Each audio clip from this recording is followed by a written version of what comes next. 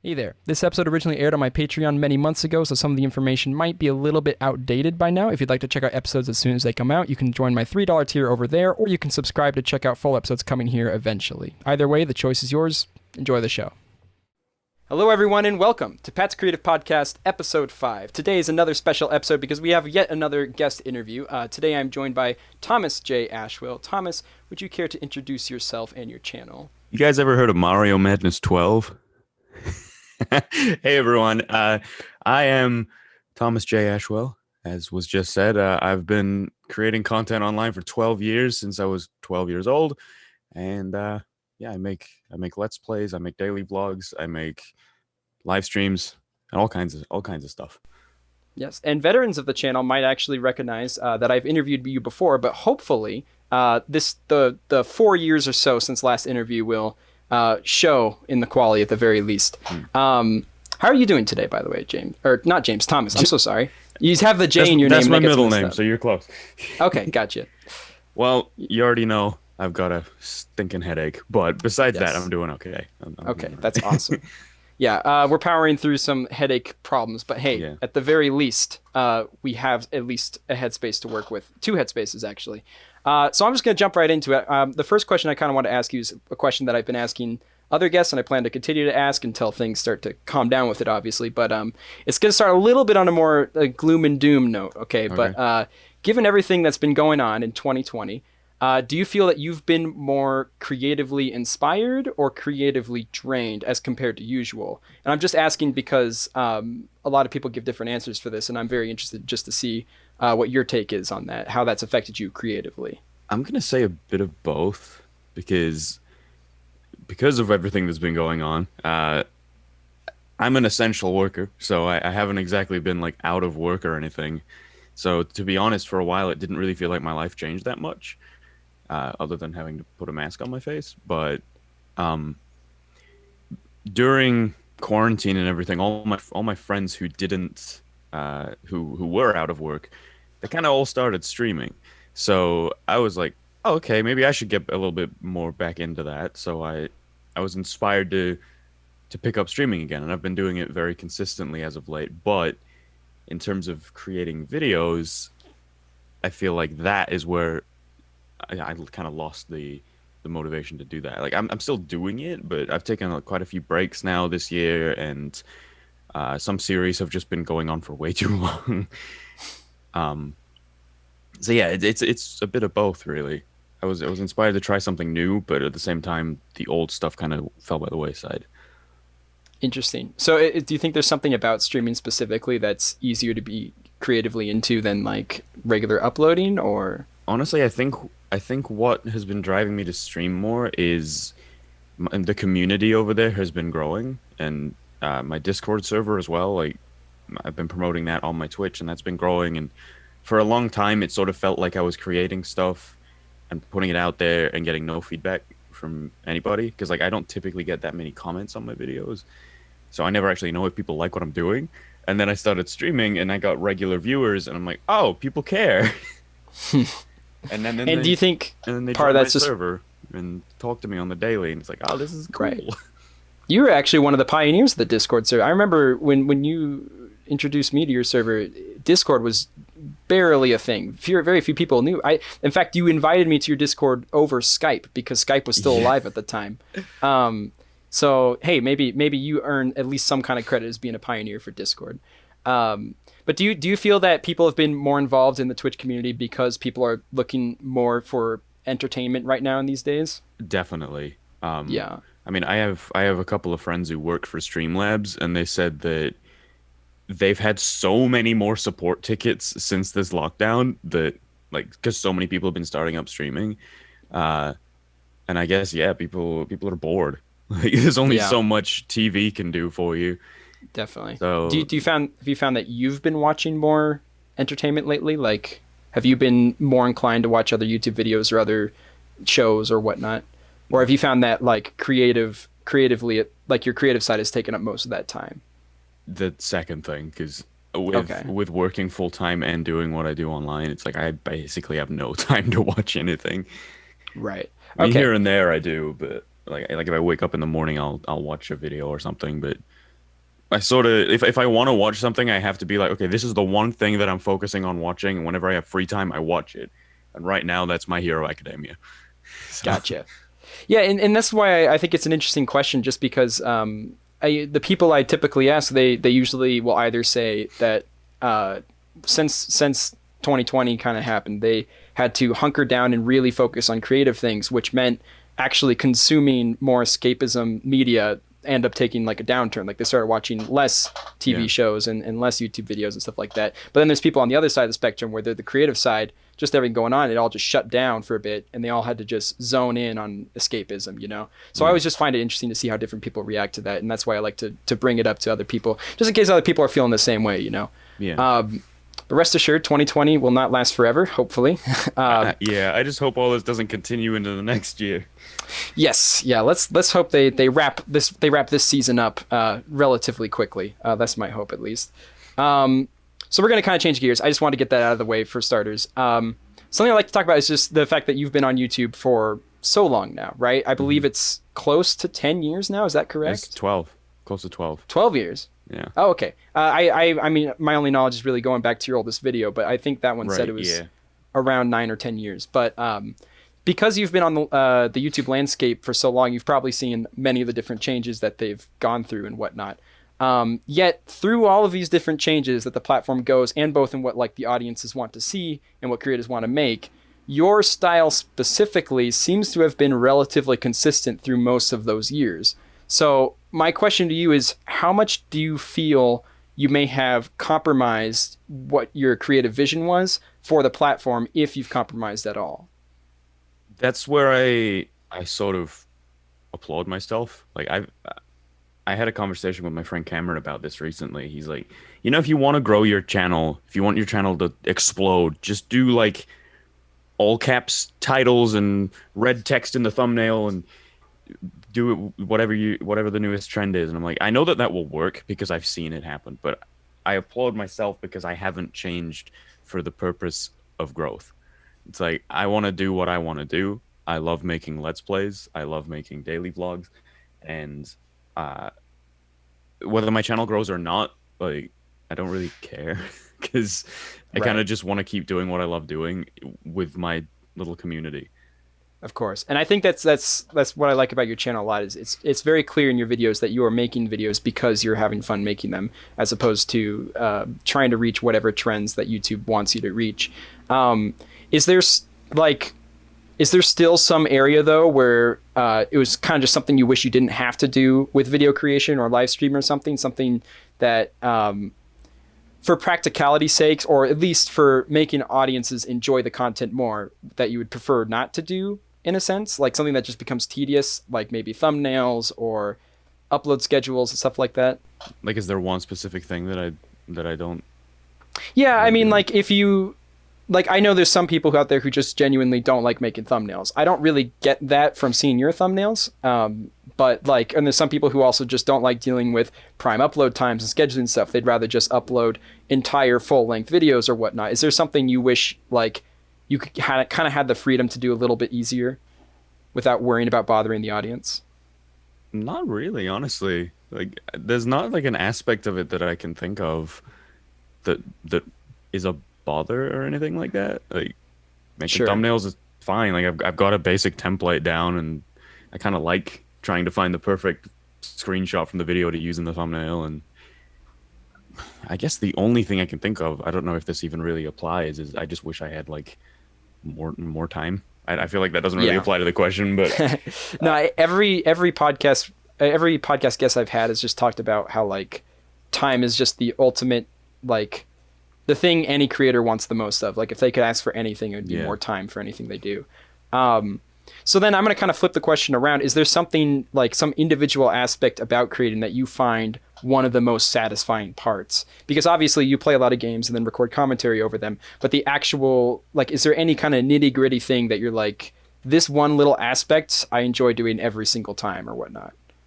For an example, mine is like thumbnails. I really like making thumbnails. Right. I'm a graphic design major, so I just find a lot of enjoyment in that. While there's other things where it's like, this is sometimes a lot of fun, sometimes not as fun, you know? Honestly, I don't remember the last time I recorded a video and and I didn't feel like I was there wanting to do it. I feel like the second that I hit the record button, I do my sync test, and then the moment that my voice goes, "Hey, what's up, everyone?" I'm like, okay, I'm in the zone. This is fun. Right. So I guess I just the recording process for me is the most fun part. Like, and I love doing that every time. Honestly, Sure. I can't think of one specific instance where I haven't enjoyed it. And then what about things like editing? Like, if you find that you still enjoy every aspect of editing, or does that ever get like tedious or whatnot? Or The only tedious aspect of editing for me is the fact that I have so much of it to do. of course, of course. Because my vlog channel's still behind. I got so many vlogs to do, but no, I just if I could freeze my office in a bubble of time and just get everything edited and just sit here and grind it out, I'd be fine with that. Like Hey, I like editing. If I could be a video editor like professionally, there's a career or whatever, I'd do it yeah. because I like doing it. And I've learned so much over the years. I've learned different editing techniques, and you can tell by going back to my old videos, like, wow, he used a crossfade. Look at that guy. And then Right. nowadays, it's like, whoa, the thing that he wanted to show on stream popped up from the background. And it's like, oh, that's neat. Yeah, Uh, and it's always what's nice about editing is it feels like it's something that's always improving. You know, it mm, never feels like you're getting worse at editing per se. While yeah, like sometimes with commentary, you might hit like little lulls and you feel like, man, maybe I'm just not doing commentary as good as I used to, or something like that, right? Or and that might not be the best example, but there's other areas of creating where you can start to get it in your head that you might be declining a little bit, even though it's most of the time not true. Editing feels like one of those things that you're just constantly learning more about and then yeah. slowly evolving over time. And yeah, editing is definitely one of my favorite parts too. Um, so I've got another question for you. You are a man of many channels, as you kind of mentioned earlier. You upload a Yeah, lot of game stuff, but you also have a vlog channel, and then I believe you are a co-host of a collaboration channel known as Booster Pack. Is that correct? that is correct. Would you care to just kind of go over your process of keeping everything like organized? Because we like to talk about general mindsets on here as well, creative mindsets and processes, but we also every once in a while like to talk about like nitty gritty stuff, just because sometimes those little tips and tricks can help creators out there. But what's your general process of keeping things organized, like an upload schedule or even recording dates and stuff like that? Like what's your tips on that? I'll start out with Booster Pack. That is almost entirely managed by Zach, my co-host. Uh, I'm pretty much just the funny other guy who appears on the show. So like he has all the footage, he does all the editing and uploading for that. So I can't really say much about that channel other Gotcha. than whenever Zach visits, we record and then he leaves. So And so you don't actually set specific times for recording. It's just kind of one of those things that happens yeah, over time. that channel, it was super consistent when we first started it, but then so much went on in our lives that because we started it because Zach moved here and then he had to move back to Pennsylvania.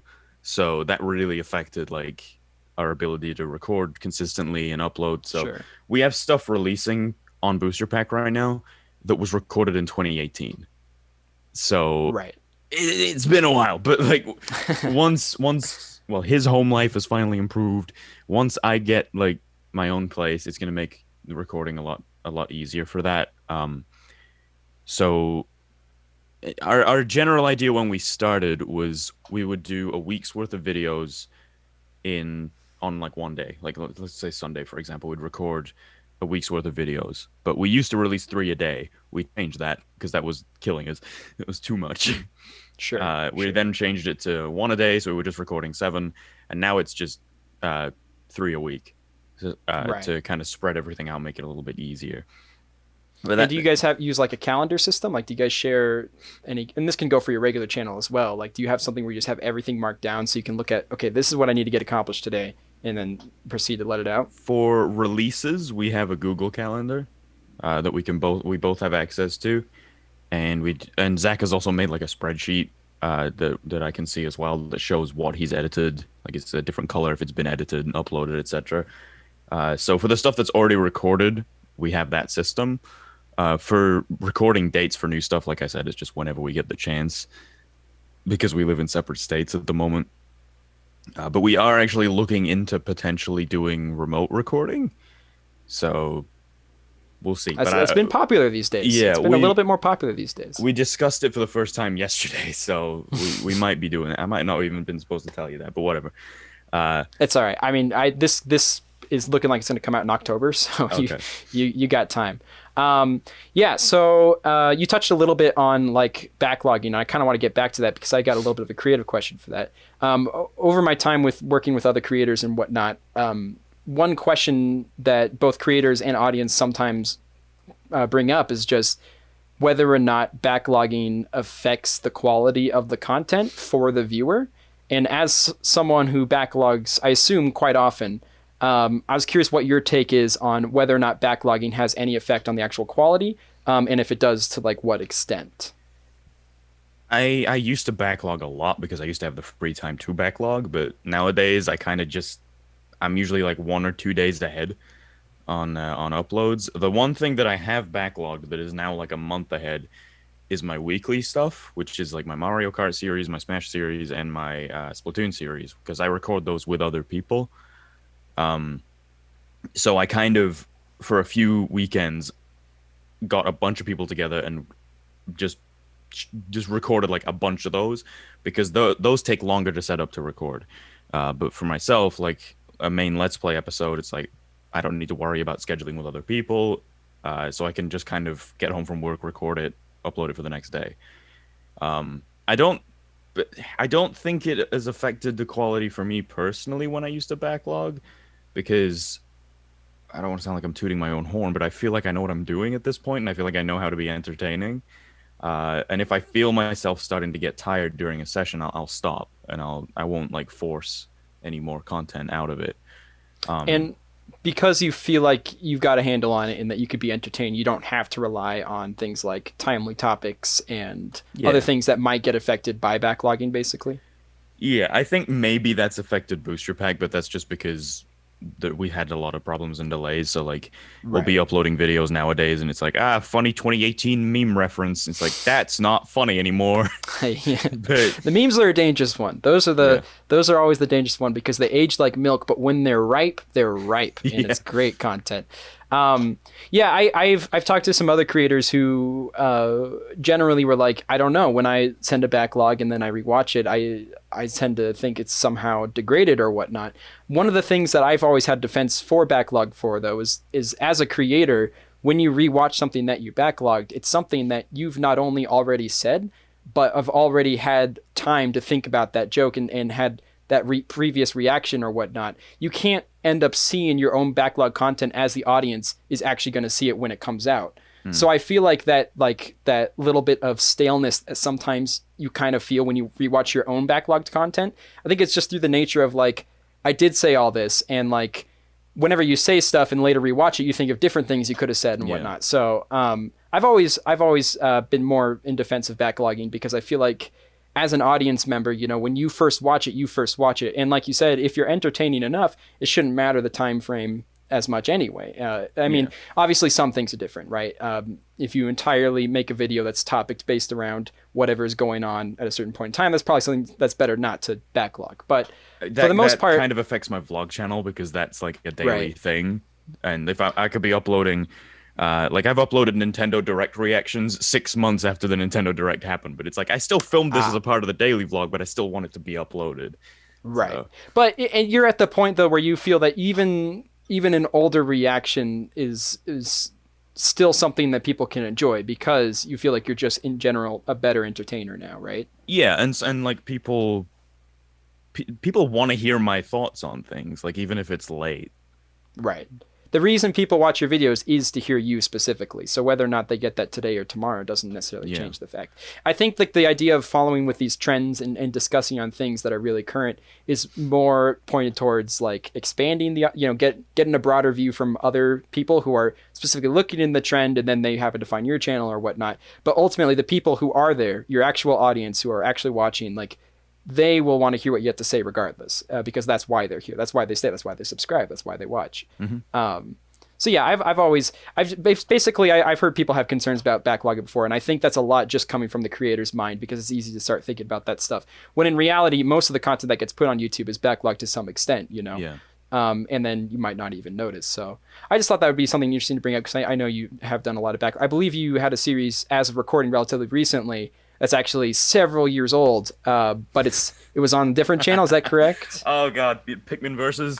Yes, Yeah, the Pikmin versus. that I'm not gonna count that because that was 2013, and Right. I re-uploaded that purely because Billy no longer has his content public, and I wanted people to still be able to see it. So I was like, I'm gonna Sure. release this as if it's brand new, and we're talking about like the Bed Intruder song and stuff like that. I'm like, oh, this is old, old. Well, to be fair, the people from 7 years ago probably aren't the same people around. I mean, I'm sure Yeah, there's some overlap, but to a lot of people who they hadn't heard of you 7 years ago, I'm sure still kind of enjoy it like it's fresh content. Again, yeah, it's just easy to get in like as a creator, you think this is so old, but the audience, they don't, By the way, props to that video was still pretty dang high quality for 7 years ago. I was impressed with that. Oh, that's Just like all the on templates Billy. and He stuff. edited those. Well, I mean, even your audio quality though, like just Mhm. simple things like that, you expect, or commentary styles as well. That Yeah. usually takes a really long time to develop, but you've seemed like you've had a good handle on it for quite some time now, which is good. The only thing that's really changed is my voice. Because I don't know if you noticed in the old ones, like I had a super thick Northern English accent.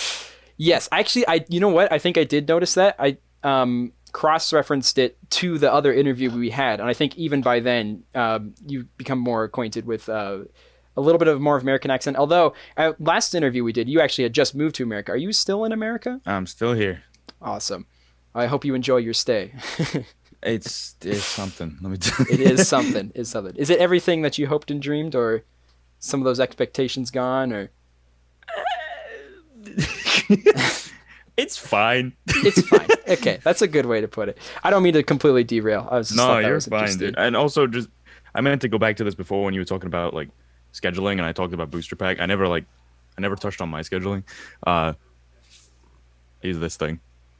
Oh my gosh, you got something from the physical world. Yeah. I didn't think I'd see that. I go, I haven't seen a physical calendar in quite some time. right? I put this thing on my desk, and it says right there, PatNat interview. Wow, I made the schedule. I made the schedule, gentlemen. I made it. Uh, that's some pretty small handwriting. I don't think I could read my handwriting if I put it that small. It probably just Uh, looks small. Like I gotta go a little closer. It's a little blurry, but you can kind of see. Like I put my video releases on a Google Calendar, but this calendar I use for like this day Actual record this scheduling. thing Right. and stuff like that. Speaking of recording, because like you said, you do a lot of solo stuff, and that stuff you don't usually have to schedule as much, right? You kind Yeah. of just do that as you go on. What do you think? What are some of the differences between like recording by yourself and recording with other people with regards to creative mindsets? Like, do you feel more or less inspiration any other way? Do you feel like you get burnt out on certain methods and have to go back to the other method for a bit? What's your thought process on that? I try to do an equal amount of both. Um, like I have three days a week devoted to videos with other people. And honestly, I felt more burnout from solo stuff than I have from group stuff because with the group stuff, like let's say I am having a bit of a rough day, I can literally before the recording be like, "Hey guys, so I got to get this video done, but I'm not feeling 100%.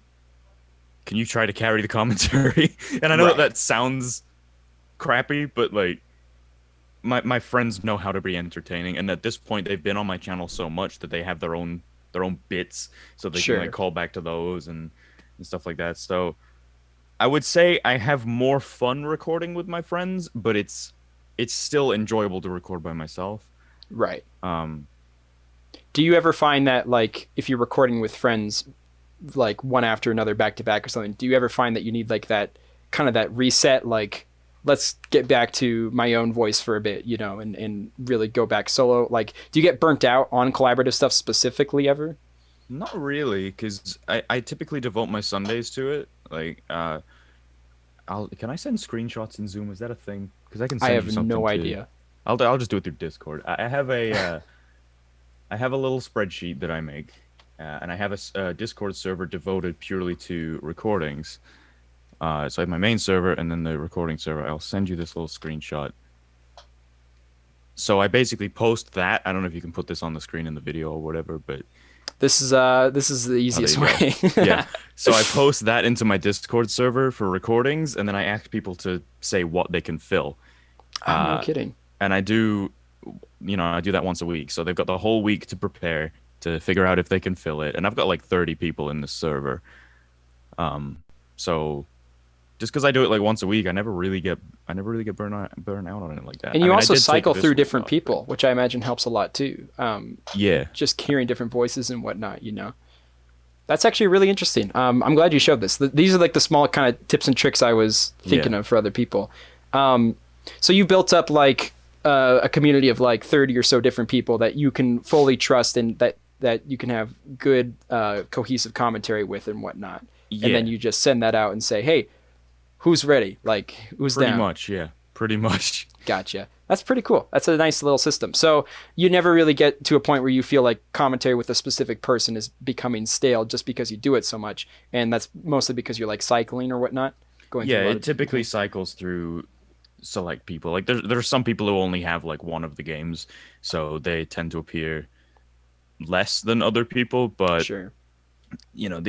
The end of the day, these are my friends, and like I've never, I've recorded this stuff in the past with viewers and fans, and it didn't go that well. But right, these are people that now like I've recorded with for years, because like, of course, Super Smash Sundays has been running since 2012, so people get the format by now. Right. And even if I do introduce new people. Like recently, I added my friend Nova into the server, who I only met recently, but he's a swell dude. Hi, Nova. Picked it up right away, and he's almost always available to record something. So awesome. Yeah, it's real nice. And then there's other people who don't appear anywhere near as often, but that's because they're busy doing real life important stuff. Sure, like, of course. Like I Billy. He's the guy from Pikmin Versus, and I've known him for the longest. He's the first friend I made online, but I barely talk to him anymore because he went out and got a damn film degree. Oh wow, what a scoundrel! How dare he do something good for himself? I remember one thing from a recording. I think it was me, Billy, Sid, and somebody else, and we were like calling Billy out for never being around. And he's like, "Oh, what was I busy doing? Getting a degree? What's a degree gonna do? What career potential does that have?" Yeah, come on. Doesn't he understand that YouTube is priority number one? Yeah, obviously. A different person's channel on YouTube is his priority. Yes, of course. So, like whenever I do get to record with Billy, like it's just like old times because like we've done so many videos together. Of course. So. And would you say like there's a specific collaborator that when you and him are on the microphone, it feels like the same relationship that's been there for however many years you've been collaborating? Like, would you say it's kind of that way with Billy, to where every time you record, it's like one person almost because it's that consistent? It's definitely like that with Billy, but I'd say the person that I have the best connection with in terms of recording is Zach. And that's why we launched a collaborative channel together. Gotcha. Well, that was kind of be my follow-up was like, do you feel like there's a different connection with Booster Pack specifically because it's just you guys as opposed to cycling out guests with relatively longer series as well, right? Some of those are, I don't know what's the longest series you have on Booster Pack. Take a look. I want to say Bloodborne. It's like 70 something episodes, but that's just because Zach's really bad at Bloodborne. Wow, he's calling him out. Do the playlist. He is 110,000% watching this moment right now, and he's never going to talk to you again because. Oh, he knows he was bad. He's gotten better, but there's literally like a 5 or 10 episode thing where he's just walking around in circles. Bloodborne had 59 episodes. Wow. But no, it's definitely different with Zach because all these other people I've been talking about, that's all been recorded through the internet. Zach, we sit right there on that futon next to each other, and if he says something stupid, I can punch him. So it adds a different relationship. Being able to punch your collaborators makes it very different. It adds like so many more opportunities. Yeah. Okay, so I've got another question then. We're not necessarily a question, but like one thing we've talked a lot about on this podcast before is just building up like your network and constantly making yourself available to other people, and keep an eye on the people around you who might be potential collaborators. I assume just through the process of getting that 30 or so people that you cycle through, I assume that a lot of that was simply like you happen to hang out at some point in time, play some game together, and then you think like, hey, this guy would actually be a great fit for like a certain series or whatnot. I'm gonna put that like lock and key. You know, I'm gonna remember that. Is that kind of the case with most of those people? Would you say? Yeah, that's really how it's been. Like everyone that I record with is my friend and someone that Right. I've known for a while. It's like if I get a comment, it's like, "Can you shout out my channel?" It's like I don't know you. Of course. Yeah. You It's have it's like very three different. videos and they're all camcorder Roblox videos. No, I'm not shouting you out. Hey, I've got nothing against cam recorder videos, but I might have something against Roblox. I'm not sure. I'm not quite that unbiased, but yeah, I know like one of my friends who's now considered like a pretty close online friend. I just happened to randomly queue up with him in Counter-Strike. Mm, And I remember I played one match talking to him. I was like, oh, I got to invite him to Discord. Like, this guy's great. yeah. And then just through more and more hanging out, I realized like, oh, there's certain series here that this guy would actually be a great fit for. Not every person is a great fit for every series, though. You know, have you found that there's like certain collaborators like this guy would do great in this game or with this format, but I don't think he'd necessarily be a great companion for this format or this game. Like, have you found that with any of the people or collaborators in Um, general? when it comes to the 30 something people in that group, it's not really for that type of series because that's I always have me and three others. Right. So even if some people aren't like quite as good at commentary as some others or whatever, there's other people Other to people are bounce picking off up of. legwork. Yeah. Yeah. I mean, I will admit there's times where like I'm doing a Mario Kart video and everybody goes silent for 5 seconds and I'll just be like, "Great commentary, guys," and then everyone starts laughing. But The um great commentary, guys, is a save all for any yeah. situation. Yeah. The Uh ultimate cop out. but in terms of when it's just me and one other person, I haven't done that a lot. Like I Sure. collaborated with Billy a Great lot. commentary, Thomas. I could speak English, I swear. I've collaborated with Billy a lot in the past, but that's just because like he's the first person I met. He was one of my closest friends. He still is. Uh, so we worked together a lot. But as of late, I've been actually looking into doing more collaborative projects, and I have a few in the works right now. And I've been reaching out to other people as well. Like, I won't say what the projects are that I'm working on, but the Eerie Sid, I'm working on something with him. I'm working on something with Blazing Phoenix. I'm working on something with Chris. Oh, it's just his username, Chris. uh, and then recently I did, or actually it was like 2 years ago now, but I did Subspace Emissary versus with Tale of the Toaster. So certain people I definitely think I can do one-on-one commentary better with than others. Right. And that's typically who I do these long-form series with. Right. Okay. So yeah, like there's some people that you feel like they kind of thrive with more people to kind of bounce off of and grab reactions for, while others have you noticed that there are people who are specifically better at like more one-on-one conversation like within their videos or whatnot? Definitely. I'm not gonna Yeah. name names, but definitely. Yeah, yes, yeah. And I think that's just important for people to realize is that not every creator is fit for every creative position. You know, you Yeah. kind of have to keep in mind where everybody's strengths are and where your weaknesses are that other strengths can help. And I think ultimately that kind of helps build up your collaborative network or whatnot and choose people Yeah. to collaborate with. Okay, so we're going to move on to kind of another topic. Videos can be broken up into like many different art forms, right? Hmm. Um, it's kind of a weird mix of like so many different things, both with audio, visual, comedic timing, different kind of art feels that you could put in. Um, and on the podcast, we talk a lot about trying to combine different art forms for like, just ultimate enjoyment, but also as an opportunity to really create content out of something else you really enjoy doing. Has there been any other art forms that you typically enjoy or other hobbies that you wish you could or that you'd like to at some point combine with content specifically, maybe like cooking or like physical art or something like that? I'm gonna be real. Almost my entire life is just devoted to doing what I do now. Outside of being online, I don't do a lot other than go to work.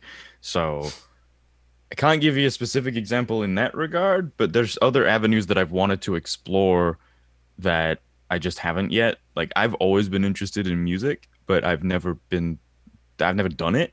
Well, I played piano when I was a little kid, but that's about it. Sure. But like I've edited a couple of music videos here and there for people, and I'm like, oh, I like doing this. I'd like to do this more. Uh, and I just haven't had the opportunity yet. And I'd even like to get into music myself at some point. Sure. And do you So think that would I take guess that. I guess in a way you do already combine certain content with like the vlogs or whatnot, right? It's kind of adding your personality to whatever lifestyle you go about. Hmm. Um, and speaking of vlogs, like, do you feel like the recording process of a vlog is like, do you feel like creatively it feels different than producing video game content, or do you find that it's like commentary is commentary, regardless of how I put it or whatnot? I think it's definitely different because my vlogs are in a daily aspect, so it's literally just film my life. Of course. It's not like I'm sitting there talking about a game or talking about what's going on in the game. It's like I'm filming stuff as it happens throughout my day. So it's definitely a different beast. I will admit that there's a lot of times where like nothing interesting happens, so I'm just filming something at the end of the day just so that I have content. Sure. And at times I'm like, well, what the hell am I even talking about at this point? But I've kept it up for what? How long daily vlogging now? I think I'm in my eighth or ninth year now. So I'm like, yeah, I'm not gonna miss a day, even if it's not that interesting. Sure. But And like, do I'm you sure I have people watching from when I started who have been following my life, and it's like that's cool. yeah. Do you think it like almost makes part of your life more interesting as well, just having it documented? Like, do you find some enjoyment of like do you feel like it helps with your appreciation of the everyday moment? Like, do you find you have more appreciation for your lifestyle in general after it? 100% Yeah. because uh, I've had people ask me before, like, why do your vlog channel doesn't even get that much traction? Why do you keep doing it? It's like I like I like the thought that I'm going to be able to look back on my younger years when I'm older, Yeah, uh, absolutely. or when I'm a grown ass man and I have kids, they can watch what I used to be like if they want to. I don't know why they would want to do that. Like, oh, that look, this my dad is a 16-year-old. That's weird. But Of course. yeah, that's why. Um, the hell was the question? I Well, completely I'm spaced just out. like I know like there are certain things that when I do I don't always fully appreciate what's happening unless I actually turn that camera on and later Yeah, rewatch it and I realize, wow, that was actually something that was really special that happened in my life. And not only do I have it documented now, but I also fully understand this is special and I'm presenting it as something special to the rest of the world, you know? So I yeah, guess I was mainly just wondering about appreciation. Do you find that you appreciate those little things a lot more because it's being documented, basically? definitely. And especially with the vlogs being behind, like when I get to editing the videos like a few months later, I'm like, oh, I remember this. And then Right. I'm like, oh, I'm really glad I filmed that. And there's times where I forget to film something, and then later down the line, I'm like, why the hell didn't I film that? Of You course. know? So yeah, And definitely. to kind of like to flip the question a little bit, do you find that there are moments in your lifestyle that you are like about to film or something that you're about to document, and then you feel like maybe it's not good to do this. Maybe I should just enjoy this for what it is for now and not document. Like, does it have the reverse sometimes of almost lowering appreciation for the moment? I wouldn't say that it lowers appreciation. I sort of I had to learn not to film everything. Absolutely. Uh, and I won't go into like specific details, but during my time of being a daily vlogger, I've been in two relationships, and I'm very grateful that those exes didn't make me take down videos that had them in them. Right. But I did sort of have to learn like because daily vlogging became such a huge aspect of my life, I had to sort Right. of learn don't film every date you go on. you know, keep some of it between just you two. Yeah, And I've for definitely sure. gotten better with that. That's good. There's a lot of people out there who just will not entirely understand why someone could be so passionate about something that they're creating or whatnot. And that's something that artists have been dealing with for much longer than YouTube. You know, it Yeah. just happens to be another field that people just don't fully understand yet, especially since it's one of the more newer ones. But you know, even people in theater, you know, who practice all the time and constantly go to rehearsal, like there's a lot of people out there who's like, I don't understand why you're doing this or whatnot. But I think that's why it's just important to as a creator to also try to encourage other creators or whatnot and embrace other people's new ideas for creating because you never know when something is going to be just another art form or whatnot, you know. Yeah. And I think it can just help with a lesson of open-mindedness. But also whether or not it even leads to something, you know, it's important to recognize why it's important to someone. And if you don't fully understand why, then just understanding that it is important, you know, I feel Yeah. like can help creators in the long run. And because, you know, we as mankind, we're sometimes close-minded, we don't fully understand, and because of that, we become a little bit more sour. But we can kind of help with the ripple effect too, you know, as creators to just constantly be open-minded and just be aware that people get passionate about things and that you should let them be passionate about things. And so yeah, I don't know. That's at least something. But yeah, like I said, we don't have to get super deep into it. I just thought that might be something interesting, and for other people who are listening, they might be going through the same thing. So I like to try to bring those to light a little bit. Moving on though to a little bit of a lighter note. What are some of the best things that you feel like you've accomplished with your channel? Like some of the things that when you look back on, you're like, this is something that I'm super happy with, super proud of, or something that changed my life for the better or whatnot. Like what could you be most proud of in your work as of now? On two separate occasions, I've had people DM me and tell me that I saved their lives. That's hard Uh, to top. yeah. It's hard So to top. it's that, and I'm like, really? From my stupid videos? But one of those people, both of those people, they're in my Discord server now, and one of them has gone from being someone that I didn't know who was just a viewer to being Sure. a moderator in my server and one of my good friends.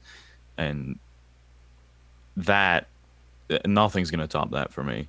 Like Yeah. being told that during some of their darkest times, the thing that got them through it was watching me play Melee. It's like that's cool, and that shows that what I'm doing is worth it.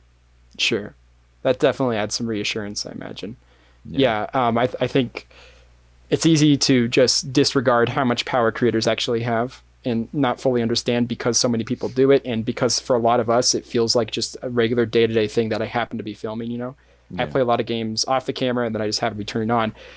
It's important to understand just how much power creators have, though, both for better reasons, like you brought up, but there's also some worse reasons, you know? And I think ultimately just being conscious about your actions can kind of prevent yeah, those bad things from happening, but it's always great when good things like this happen, and it's important to appreciate that. Like, as a creator, you have a voice, and voices do something. Voices have hmm meaning and power to them, and whatnot. So I think that's great. That's a very it's a nice experience to have happened to you, and obviously it's a nice experience to happen to the people. So it's definitely, very yeah. positive. Um, okay, so going a little bit off the positive side again, you know, I like to do the flip flop. Oh boy. What do you think? What is some of like the most negative parts do you found about creating on YouTube? Either things that are no longer negative, like it could be something that you've moved on from since, but things that may have been a more sour moment for you with creating, basically, or not even. It doesn't even have to be sour. Just something that might be constantly getting on your nerves every time you upload, like something you're disappointed in, not in use per se, but just in the process. Pretty much anything along those lines. You can go as sour or as surface level as you want. Like it's up to you. I don't mean to. I'm not trying to bring out your worst fears or Yeah. anything like that. Surface level, it does bug me a little bit that anytime I upload a video with my face in it to my gameplay channel, it gets a dislike. I'm like, do you just not like my face? Like, come on. That's horrible. It's also kind of funny, but it's horrible. It's Yeah. mostly horrible. When it doesn't happen, I'm like, what's going on? You But must have I'd been asleep say that day. I've had some negative stuff happen over the years. Like everyone's had an experience with trolls. Yeah, Uh, I've had videos completely and utterly dislike bombed for no reason. I've had insults slung my way from every direction, and I've known people online that have turned out to be complete bags. Uh, so there's always that aspect yeah, to keep in mind. Like not everybody is gonna stick around, and not everybody's gonna be a great person. sure. I think I think probably the biggest negative thing that I've had happen is a year or so ago. Um, I got into a really negative headspace because I'd been getting a lot of comments saying, "Dude, your channel's dead. Why are you still uploading? You don't get views. You got 12K subs and no views." It's like So I let that get to me. Sure. And that was a mistake because like weeks down the line after that, I was like, oh wait, that doesn't matter. Like Yeah. I still enjoy doing this. Why am I letting these people get to me? So I Yeah. think that's probably the lowest point I've had with YouTube and the Yeah. most negative thing I've had happen. But uh, hell, it was like a month ago. I think I was doing an editing stream, and we switched off from doing the editing stream to watching some of my old videos. The people in chat were talking about it. I think I've been talking about Smash Ultimate, and I made a video for Smash Ultimate when it came out. I took the World of Light trailer, and I put all my friends' faces over all of the characters and like motion tracked it. And I even got some of my friends to like dub over the audio. So I was like, oh, let's rewatch this, and then we rewatched something else, and then we rewatched my channel trailer, which at the moment is a video, again based on Smash. You remember the "Everyone Is Here" video? Yes. Yeah. It's that, but showing every one of my Let's Plays. And like the Wow. little banner appears at the bottom, and it's got like the name of the project. Oh, and you stuff. know what? I believe I saw that. That's your Yeah, you current did. channel trailer? It is, yeah. Okay, gotcha. Yeah, yeah, I saw that one. And I like that. I like that. I thought that you. was impressive. Wait, did people feel negative about it or? No, I was just. This isn't even really negative. I feel like I've gone off on a tangent, but It's fine. I rewatched that, and then we started rewatching old stuff, and then halfway through rewatching my old videos, I just started bawling on stream. And I could not stop crying, and I got super emotional, and people in chat were like, "It's okay, it's fine. This just shows that you love what you do." And I was like, "Yeah, I guess so." So So going back to the point about people saying my channel's dead, it's like I don't care because clearly, if I'm gonna cry about a stupid old video, like it's alive to someone. yeah, Yeah. and clearly that just shows what this means to me. So Yeah, definitely. And ultimately that's what's important, you know? When you look back at like all the things that you've made or whatnot, and if you ever feel like the reception is just not what you want, the retention, you feel like it's not as big as you would like or whatnot, you have to remember that when you started at a probably a lower level than you were then, and it didn't stop you then, you know. You yeah, were still creating because you just genuinely enjoyed it. And I you know I went through a smaller degree of a headspace a couple of years back. Like I hit like 5 years on YouTube, and I was like, oh boy, there's not a lot of numbers to show for this or whatnot. yeah, And it just took me a little bit to like remember that like the reason I'm still doing it, the reason I've done it for 5 years is because of how gratifying it is to myself, and the idea that I'm creating something that if I enjoy, there's at least someone out there who might enjoy, you know. So of course it's always good to look at even just the small numbers as still people. Those are physical people who want to yeah. watch you, but also just that, like, you know, can you imagine if you never created, if you just decided to not make anything? And I don't know where my life would be now. exactly, like it's just such a big part of what we do, and it's because we enjoy it so much, you know. And I think that's just something important to remind ourselves as often as we can to stay in the best creative headspace or whatnot. And it's funny you mentioned the numbers thing and like thinking about where you came from because on my time hop this morning, it's like, hey, 9 years ago you posted this, and 9 years ago I posted. That's weird. On my YouTube channel, I have the same number of subscribers as videos, 134. And I'm like, I'm at 12K. Yeah, that's a big difference. I mean, and that's the thing. Like every little number is not a number; it's actually a person behind It's it. a You know what I person. mean? 12,500 people at some point in their lives Yeah. saw one of my videos and was like, I like that. Red button. Right. And it's, you know, every once in a while, one of those people are like one of the people that you mentioned who message you saying like, hey, you really helped me out in a tough spot here. Yeah. So it's just important to really understand that people are people and you are also a person, and you are doing this because you enjoy it. And even if there are not a ton of other people who also enjoy it, we do stuff that we enjoy. That's how we, can you imagine a life where you don't do stuff where you don't enjoy, you know, like that's, yeah, I don't know. It's just important to always remind ourselves about that, just that we're here for us ultimately, and other people, but also us. And I think that always kind of helps me get back at the groove of things. We're actually running out of time here, Thomas. So I've kind of got like Shoot, one last okay. question to kind of like wrap it up or whatnot. We've been all over the place. We've gone deep, we've gone shallow or whatnot. So my question is to you: if there was one thing you could tell yourself as a starting out creator or whatnot, something that you wish you could have learned a little bit sooner. I know time is the ultimate teacher, and we will ultimately learn everything as we go on anyway. But if you feel like there's something you just wish you had a handle on early on, what would that be? In case there's other people out there who might find this helpful. Don't focus on the numbers. Focus on the Yeah, people. yeah. Pretty much what we said the last 5 minutes. Yeah. Focus on the people. Yeah, I definitely think that's a great idea. I mean, you can also go into like you could go anywhere with that. You could go with like whether or not numbers are actually something you want. You could go with the practicality of the chances of you actually getting numbers, in the current YouTube climate or any YouTube climate for that matter. But ultimately, creation is about an artist making something, right? Yeah. And Don't get into ultimately, don't get into YouTube thinking it's going to be a career. Get into YouTube because you want it to because you it's something you want to do and it's something you yes, enjoy. and continue to create things that you want to do and enjoy. Don't try to Yeah. change what you make just because. And I think you're a great example of that because your content is relatively consistent over the last several years. Don't try to change just to appease whatever YouTube wants you to appease or whatever Yeah. audience YouTube Because people thinks you will should have. notice. Definitely. People will definitely notice if you change your content just to fit with a trend Right. or with the intent of growing. Like if I know I'm probably taking you over time here, but No, uh, you're still good. You're still good. my friend, have you heard of the YouTuber Noisy Butters? It rings a bell. I don't know them super well though. Her name's Hannah. I've known her since probably 5 or 6 years at this point.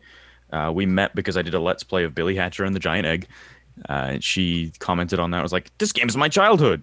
We should be friends." And we've been friends since then. Has almost 1 million subscribers now, and Wow. like for the longest time, she just kept doing it, kept grinding, kept doing the same thing she'd been doing, and she was around the same level as me in terms of subscriptions. And then one day, YouTube was like, let's take that, put that on recommended real Recommended. quick. And now Yes. she's blown up. So Right. if she had not continually made content, that wouldn't have happened. Right. And that's why I'm still sticking to what I'm doing because one Yeah. of these days, I truly believe at the moment, yes, I think the Let's Playing art form is not anywhere near as big or popular as it used to be. Sure. But I think it's gonna keep going, and then we're gonna get this next generation of kids who wants to watch Let's Plays. Right. And there is gonna be a chance for these other creators to grow again. Yeah. And I think that's kind of why I haven't changed what I want to do. I'm like, someday someone's gonna want to see this. Right. Ultimately, if you want to create something, naturally someone wants to see it. Yeah. We're all unique, but we're not that unique. We don't have. It's not like every audience member has a very, very, very, very specific thing that they're looking for. There are common trends, and ultimately, Yeah. if you enjoy what you're making and you start off doing that, the people who do come by and watch you, they're the ones who start mattering. And when they matter and they see that you change something to follow some trend to something that you no longer enjoy, it's probably something they no longer enjoy watching. They're the ones that are going to notice, like you said, and those are the important ones. Those are the important people.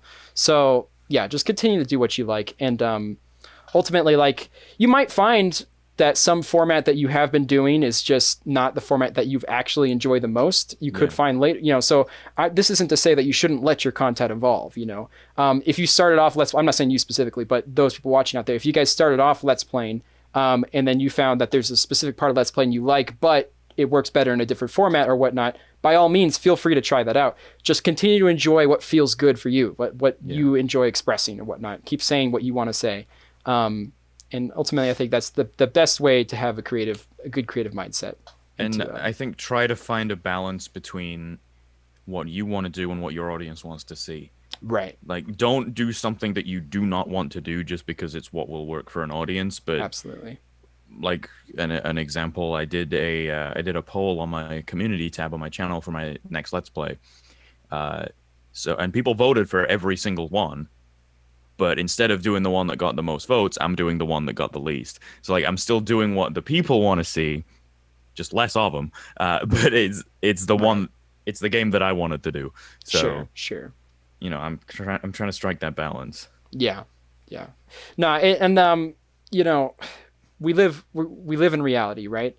We have certain things that are bound by reality. And if you're not making your art with any reality attached to it, you're probably not going to be able to make anything finished, right? Yeah. So the reality is that like you probably, I don't know how long your videos usually are, right? But if you were to record a 12-hour video, like something probably is going to happen with that commentary, right? Something's going to happen with your voice, something's going to happen with your health and whatnot. And it's just important to keep in mind that like we are bound by certain laws, and you shouldn't feel that you're compromising your critical or creative integrity just because you have to do something because that's what makes it work or whatnot, right? Yeah. I'm not sure if this makes a ton of sense now that I'm saying, like, I'm not sure if I'm being clear. I get what you mean. But basically there are certain things that we can't control in art. And because we can't control them, we have to focus on the things that we can control. Yeah. So I'm not sure if that's direct correlation to what you're saying about choosing a different game, but ultimately continue to create what you want to create, but remember that you still live in a world where worldly stuff happens. So I don't know. Maybe that wasn't a good correlation. Maybe I should have brought that up at a different time. I don't know. I think it's good. Okay, we're gonna wrap it up, Thomas, because I think we've run our course here. Like I said, this thing is probably coming out in October. So I'm gonna give you a chance to kind of promote your channels and stuff like that.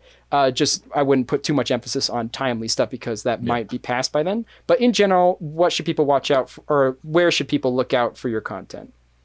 YouTube, Thomas J. Ashwell and Thomas J. Vlogs, as well as Booster Pack. And then if you're really interested in live content, Twitch, Thomas J. Ashwell. There you go. So make sure you follow him on all those platforms. And I assume Twitter would be a great place to connect all of those. It's Thomas J. Ashwell on everything. I have Twitter, Instagram, Snapchat, all that. Go to every apartment complex and ask for Thomas J. Ashwell until you find him.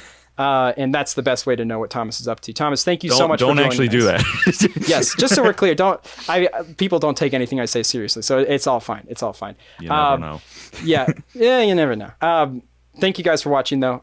Thank you so much, Thomas, for joining, and I hope you guys found this helpful in some way. Very much enjoyed the podcast, and I'll see you guys on the next one. So long.